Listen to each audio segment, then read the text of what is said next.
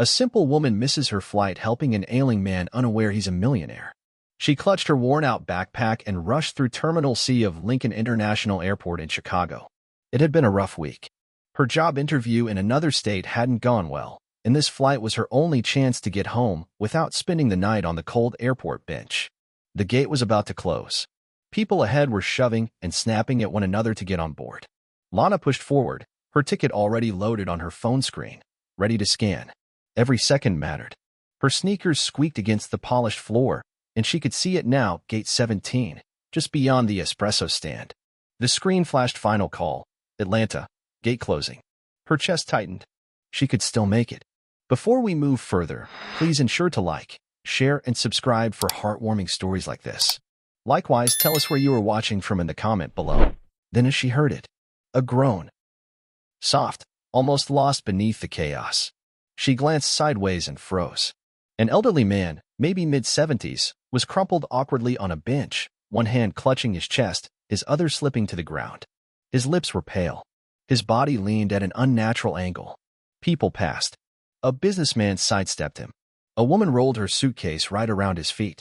Some stared. Others didn't even look. Lana's heartbeat pounded in her ears. Her flight. Her gate. She could practically feel the warmth of her apartment back home.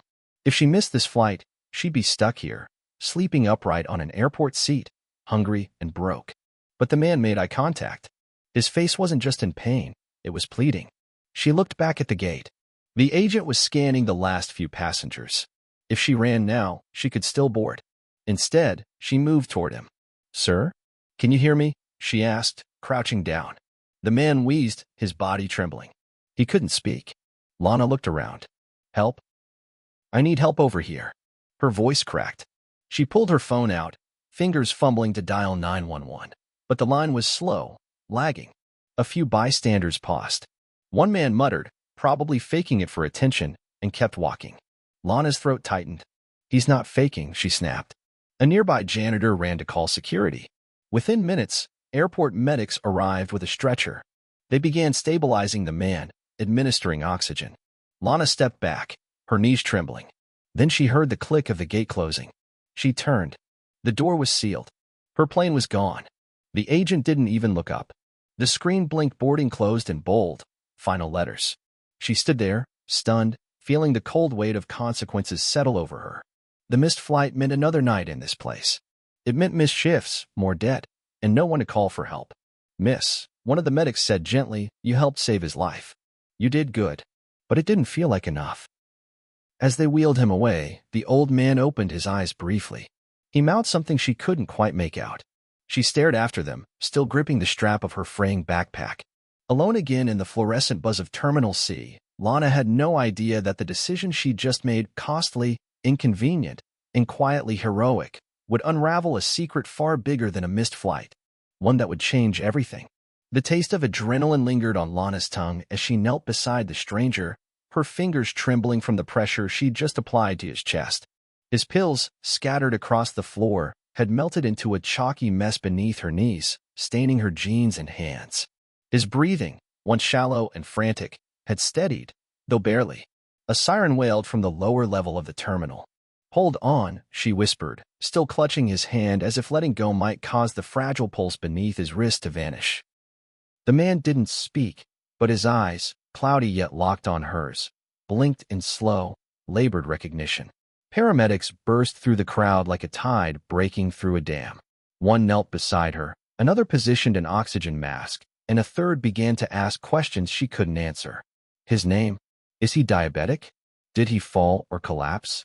I just found him like this," Lana stammered, moving back to give them space. Her palms bore the prints of the rough floor, stained with a mixture of spilled medication and sweat. "You did the right thing," one paramedic said quickly. "You probably saved his life." The praise landed like mist. Distant. Weightless. Her ears rang. Then cleared, just in time to hear the loudspeaker's final warning. "Final call for Flight 684 to Atlanta. Gate 17 is now closing." She looked up like someone surfacing from underwater. Her gate was still in view. The agent was scanning one last straggler. Her hand reflexively grabbed her phone, but the screen had darkened. She was out of time. A nearby airport employee approached. He'd seen her kneeling, had watched the medics take over. "You still trying to catch that flight?" he asked, nodding toward gate 17. "I can run you over there, see if they'll hold it for one more." Her heart stuttered. This was the moment. Her chance to reclaim the day. Then she looked back at the gurney. The man lay strapped in, mask on, vitals ticking on a handheld monitor. Alone. "He's alone," she said softly, her voice flat but firm. The employee blinked. "Ma'am, you sure?" "They're about to." "I'm sure." The gate agent shut the door behind the final passenger. The plane's wheels were already in motion. Her phone buzzed. A missed call from the job recruiter. Lana didn't cry. She didn't curse or flinch or plead with the help desk when she asked about rebooking.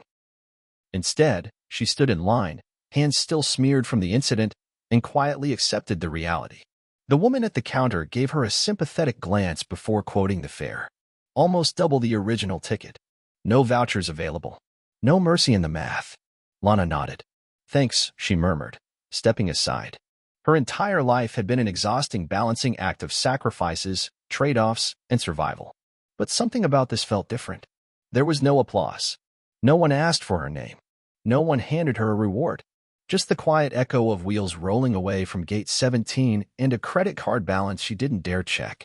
She made her way to an empty row of seats and sank down, the weight of the decision pressing into her bones. She'd missed her flight, possibly lost the job, and had no idea how she was getting home. But she had stayed. For a man she didn't know. And somewhere deep in her gut, beyond the sting of lost opportunity and financial despair, that choice settled like a question mark. What if this wasn't the end? What if it was the beginning? The airport lights never dimmed. Lana lay curled on a bench near the corner of Terminal C, her backpack wedged beneath her head, one arm looped through its strap like a lock. Her jacket was zipped up to her chin, but the cold still seeped through. The vending machine hummed nearby, indifferent to her quiet size and flickering phone screen. She had been trying to get through to the company's HR line for the last 2 hours. The number rang endlessly, then cut to voicemail. She left her fourth message and gave up, setting the phone face down on her lap. Above her, travelers rushed by with Starbucks cups and wheeled suitcases, too immersed in their own schedules to notice the woman who'd missed a flight to save a man's life. Lana didn't care for attention. If she had, she would have shouted it to the world hours ago. But the world had already noticed, just not in the way she expected. A young woman across the terminal scrolled through her phone, pausing on a trending video with millions of views. The caption read, "She missed her flight to save an old man's life, broken heart, flexed biceps, #hero, #airportangel, #cotton camera." The video showed Lana on her knees, desperately trying to wake the elderly man. Someone had recorded it from the upper level, zooming in at just the right moment to capture her scream for help, the medics arriving, the closed gate in the background. The music overlay was dramatic, emotional, perfect for engagement. But the internet never stays kind for long. The top comment was heartfelt. "She's proof humanity isn't dead. God bless her." Right beneath it, "This smells like a PR stunt. No way someone gives up a flight that easily. Cameras just happen to be rolling." Another, "She's too well-dressed for someone sleeping in an airport." This is a setup. Threads on Reddit broke it down frame by frame. TikTok creators stitched it with their own takes, some praising her, others accusing her of acting. Conspiracy theories snowballed. Was she an influencer trying to go viral? A paid actor? A plant for a feel-good campaign by the airline? They dissected her posture, her tone, even the way she touched the man's wrist. "Notice how she looks at the camera at 0:46, one user pointed out. "She knows she's being filmed."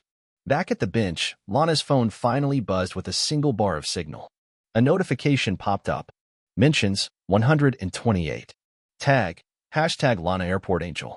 DMs, 47 unread. She blinked. Her fingers hovered over the screen. Confused, she opened Instagram.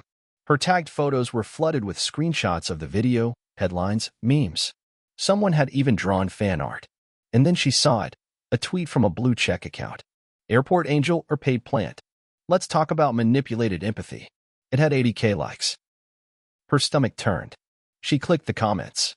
Dozens of strangers debated her character, her motives, her face. Some praised. Others attacked. None of them knew her name before this. Lana slowly locked the phone and stared out the glass window at the dark tarmac. The man she'd helped was probably recovering in some hospital bed. She still didn't know his name. She didn't want glory or trending hashtags. She just wanted to go home. But now, she wasn't just a girl who missed her flight. She was a viral symbol. And the internet had already decided what kind of person she was, even if she hadn't said a word.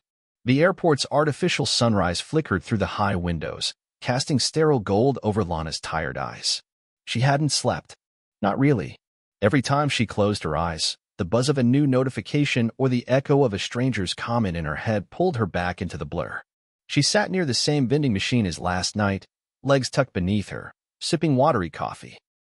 Her phone sat silent now, battery nearly dead, though the chaos online hadn't stopped. She didn't bother reading anymore. Her face, tired, stained, unsmiling, had been framed 1,000 ways by strangers who thought they knew everything.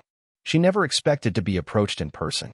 A woman in tailored black heels and a stone-gray trench coat paused in front of her. "Lana?" she asked, the name sharp and certain. Lana looked up. The woman's sunglasses reflected her own puzzled expression. "Yes." Without a word, the woman held out a white envelope. Lana hesitated, then took it. No return address. No logo. She opened it. Inside, a single handwritten note on thick, expensive paper. "You gave up everything for someone no one else saw. Let's talk." Beneath it, Elias Kane. Lana blinked at the signature, her mind short-circuiting. The name rang a distant bell. A headline. A scandal. A disappearance. Before she could ask, the woman in the trench coat spoke again. "I'm his assistant. Mr. Kane would like to speak with you." Now, Lana stared. "Wait, that man? The one from—" "Yes." A subtle nod. "That man." The words struck like ice water. The stranger she'd helped wasn't just someone in need. He was Elias Kane, former tech mogul, media pariah, and the man who vanished from Silicon Valley after one of the industry's biggest collapses. Billions in lawsuits, rumors of offshore retreats, whispers that he'd gone mad. Most assumed he was hiding in some castle or jungle compound. Apparently, he'd been sitting on a bench in Terminal C. Lana stood slowly. "Why me?" "You didn't hesitate," the assistant replied. "Everyone else did." Lana's throat tightened. Her hands still smelled faintly of antiseptic wipes from the night before. Her jeans bore the stain of his spilled pills. She followed the assistant outside. A sleek black sedan idled at the curb, windows tinted darker than standard. The driver stepped out silently, opened the back door. Inside, no cameras. No reporters. Just silence and soft leather seats. "Where are we going?" Lana asked as the door clicked shut behind her. The assistant smiled. "To find out why Elias Kane still tests people." The car pulled away from the terminal, the airport shrinking behind them. Lana glanced out the window, her thoughts racing. Had she passed some kind of test? Or fallen into something much deeper? She remembered his eyes from yesterday, clouded, fearful, human.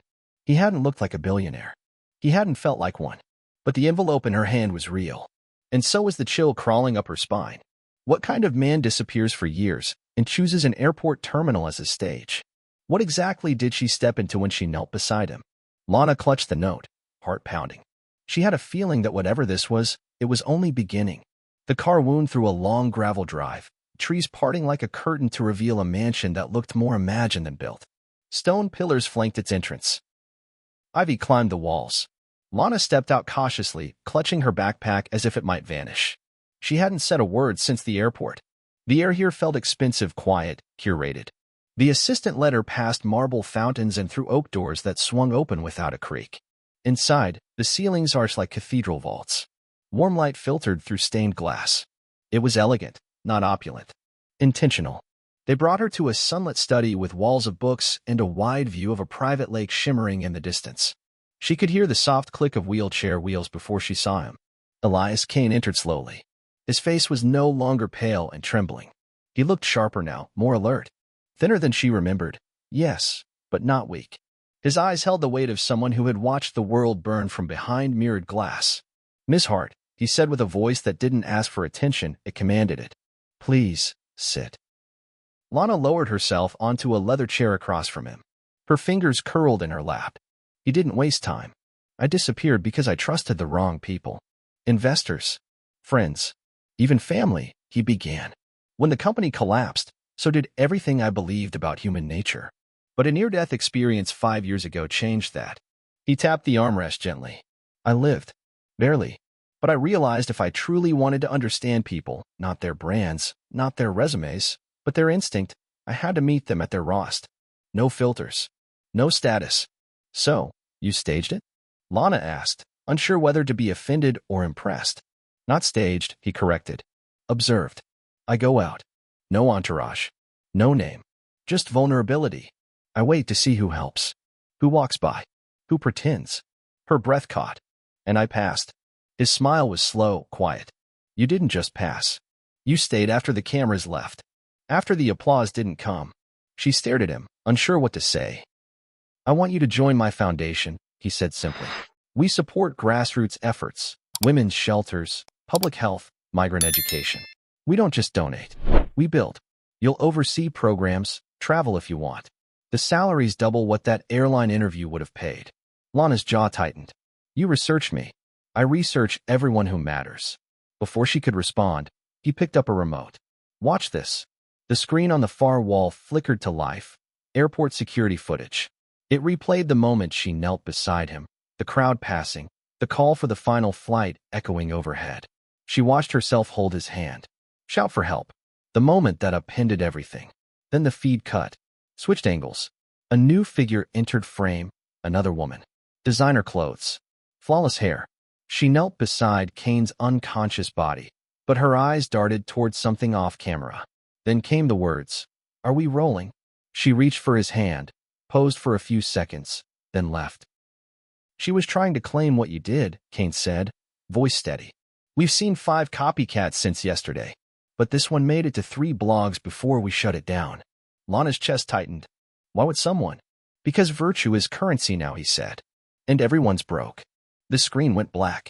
The silence hung heavy. He leaned forward slightly. So, do you want to work with me, Lana? Or walk away? She didn't answer right away. But she didn't stand either. It started with a headline. Airport heroine or manipulator. Lana Hart accused of staging viral moment for cash. Then came the photos. Blurry zoom-ins of her at the mansion gate. Grainy screenshots of her in a black car. One clip, in particular, sealed it. A 2-second moment from a different angle, where she looked into a nearby security camera, confused, tired, but now spun by internet sleuths as the moment she broke character. Her full name was posted on a thread titled, Exposed, the woman who fooled the world. Address. Work history. A year-old tweet joking about reality TV. Everything. Out there. The hate came in waves. First comments. Then emails. Then DMs that read like threats wrapped in smirks. Gold-digging fraud. Hope the fake heart attack was worth your 15 minutes. Try saving yourself next time. Be ***. By the 3rd day, her phone wouldn't stop vibrating, even as the battery wheezed at 2%. Her inbox had collapsed. Reporters called nonstop. Even local news stations parked outside her old apartment building. Even her landlord, who had once cheerfully taken rent in late installments, now texted. Saw the stuff online. Don't drag us into your drama. You've got 10 days. Lana curled up in the corner of a quiet room in Kane's estate, blinds drawn, screen dimmed. The viral fame that had once been confusing was now monstrous. She didn't want it. Never asked for it. And yet, the internet had built her a mask and now insisted she wear it. She marched into Kane's office, the note still fresh in her trembling hand. A statement she wrote, raw and honest, begging him to release it under his name. They're destroying me, she said, voice cracking. I didn't do anything wrong. He didn't look up from his tablet. No one cares what's true, he said flatly. They care what confirms what they already believe. But it's your footage. You know it wasn't fake. I do, he said, finally meeting her eyes. But if I post it now, it won't matter. It'll look like a billionaire covering for a girl he's trying to buy off. That only feeds the fire. So what? I let them keep tearing me apart. He set the tablet down and leaned forward. Or you rise from it. Silently. Without their permission. She stared at him, unsure whether to scream or cry. You want to clear your name? He continued. Don't tweet. Don't beg. Don't explain. Work. That's easy for you to say, she spat. You have money. Security. No one's banging on your door with a microphone. He didn't flinch. I lost everything once. And I let them rewrite my story because I tried to defend it with words. Now, I write it in action. He pushed a folder across the desk. It was a project file. A relief program in a storm-ravaged region. Food, housing, clean water. You want to fight this? then become someone they can't deny. Lana didn't touch the folder. Not yet.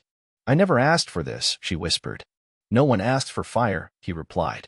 But some people still choose to walk through it. She left the office without another word, but her mind raced. Somewhere out there, thousands hated a version of her they invented. But in her hands, now trembling with purpose, was the chance to become something that no clickbait headline could contain. Redemption wasn't trending, but it was real. The hall shimmered with energy. Banners in bold Swahili and English lined the walls. Youth for change, empowerment through action. Rows of bright eyes stared forward from across Africa and beyond. Students, leaders, survivors, and dreamers gathered in Nairobi for something real, something earned. At center stage stood Lana Hart. Not the girl curled on a bench in an airport. Not the alleged con artist from viral headlines. Not the shadow in a billionaire's mansion. This Lana had posture, purpose, a calm rooted not in power, but in having survived the kind of public crucifixion that leaves no one unchanged.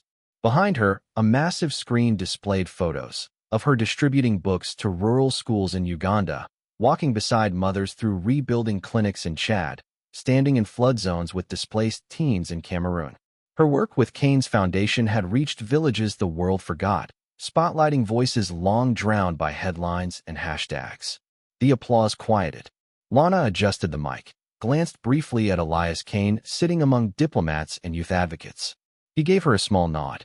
She began. I never wanted to be seen, she said. Not really. Her voice was steady, but her hands curled slightly at the edges of the podium. 1 year ago, I missed a flight helping someone who the world didn't notice. Until they learned he had money. Then the narrative changed. So did mine. There were murmurs in the crowd. Many knew the story now, but only pieces. I didn't speak then because I didn't know what to say. I speak now because silence taught me this. Impact doesn't need validation, and truth doesn't beg. The screen behind her suddenly changed. It played a clip, old, shaky footage captured by a journalist embedded with Kane's Foundation. The scene, Kane, on stage at a private ceremony months earlier, seated beside Lana. She never asked for attention, he said in the recording. In fact, she had no idea anyone was watching. She passed a test I set for the world. And she passed it when no camera was in sight. Gasps broke through the crowd. Some covered their mouths. Some applauded. Others stood. Lana turned away from the screen, her eyes now glassy. I didn't save a man that day, she continued. I chose not to look away. It wasn't heroic. It was human. But somehow, that became rare enough to question. Her voice cracked slightly, but she didn't stop. I was hated for it. Labeled. Doubted. Threatened. But the fire that nearly broke me also forged something new. Not fame. Not revenge. She looked out over the crowd. Impact. Another pause. Then her final line, softer now, almost a whisper. No one saw me that day. And that was the point. Silence. Then an eruption of applause, not forced, not viral, organic. Earned. The screen faded to black. And new footage rolled. Real testimonies from the people she'd helped. A girl holding her first schoolbook.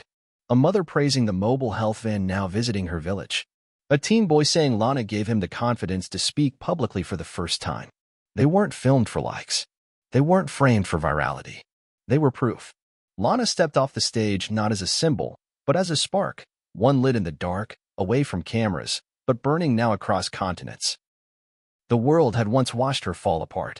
Now it watched her rebuild everything, without asking for permission. If you enjoyed this story, ensure to like, share, and subscribe for more amazing, heartfelt stories like this. Also, let us know where you are watching from, and drop your thoughts in the comments. We'd love to hear from you.